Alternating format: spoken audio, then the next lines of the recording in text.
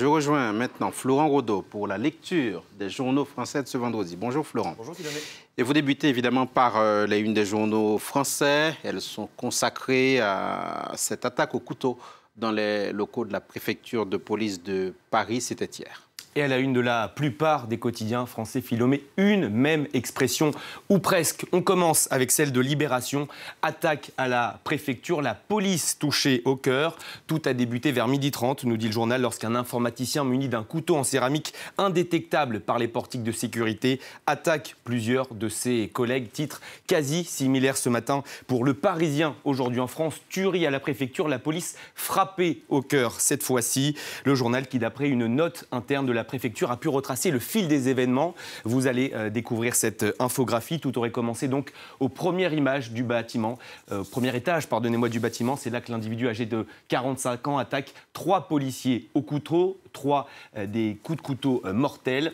C'est ce que nous dit cet article. Deuxième étape dans l'escalier C, il agresse 2 femmes. L'une d'entre elles succombera à ses blessures. Troisième étape dans la cour, où l'homme agresse à l'épaule un membre de la police de proximité. Enfin, près de la sortie, où un policier en faction l'abat après 3 sommations. Autre une à présent, celle du Figaro. Dans son édito intitulé En plein cœur, le titre L'émotion et les questions. Dans son édito intitulé En plein cœur, le mot cœur revient dans tous les titres français.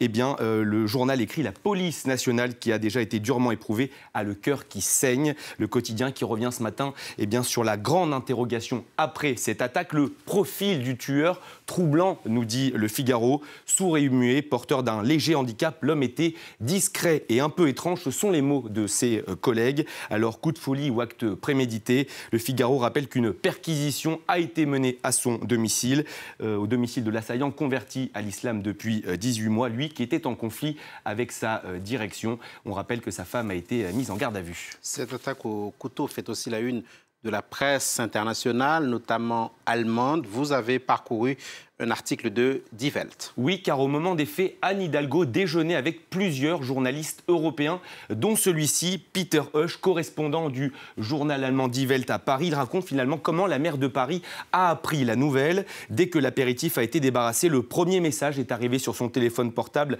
l'informant d'une attaque au couteau. Mais Anne Hidalgo continue à faire le point, nous dit-il. Elle parle de la protection du climat et explique comment elle a banni la voiture de la ville. Vient ensuite l'appel du préfet, 2 morts. Anne Hidalgo interrompt alors l'interview et quitte la table. Elle traversera la Seine pour se rendre à la préfecture. Fin de l'échange avec les journalistes qui, vous l'avez compris, devront revenir. Au Royaume-Uni, The Telegraph replace, lui, cette attaque dans son contexte, celui de la grogne des policiers.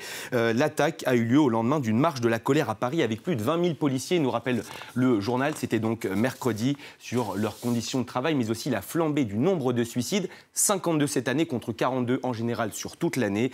Des policiers français épuisés après des mois de manifestations des Gilets jaunes. Fin de citation, Philomé. Et comme Anne Hidalgo, Emmanuel Macron s'est rendu à la préfecture de police de Paris, le président français qui, plus tard, allait se retrouver à Rodez, où il a lancé sa grande tournée d'explications sur cette très sensible réforme des retraites. C'est sans conteste le grand dossier politique de la rentrée, cette réforme des retraites, un vieux serpent de mer ici en France. Emmanuel Macron était donc dans l'Aveyron, à Rodez. Objectif du président de la République, selon le Parisien aujourd'hui en France, faire de la pédagogie. S'il veut sortir par le haut de ce dossier explosif, le chef de l'État va devoir mouiller la chemise. Voilà ce que nous dit le journal. Même son de cloche chez Le Figaro, qui relaie ce matin la stratégie des anti-réformes et notamment les syndicats RATP et SNCF. L'espoir du remake de 1995, c'est le nom de cet article. Leur idée est simple, faire du jeudi 5 décembre le remake du vendredi 24 novembre de 1995.